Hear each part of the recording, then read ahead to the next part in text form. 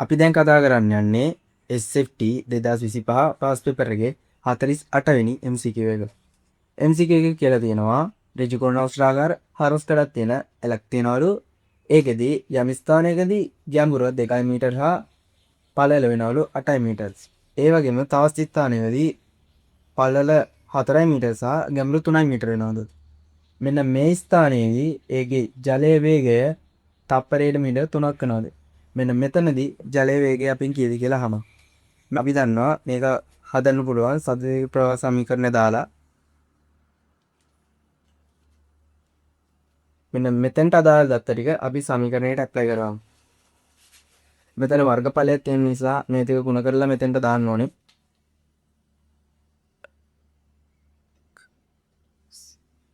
මෙතන අපිට වේගය දීලා තියෙනවා මෙතනදී.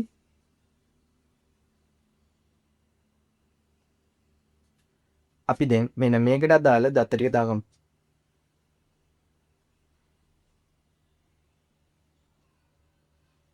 අපි මෙතනදී මේකේ වේගය හොයන්නේ ඒක නිසා මේ සංකේතය භාවිතා කරනවා. ඊට පස්සේ මේක සුළු කරගන්න තියෙනවා.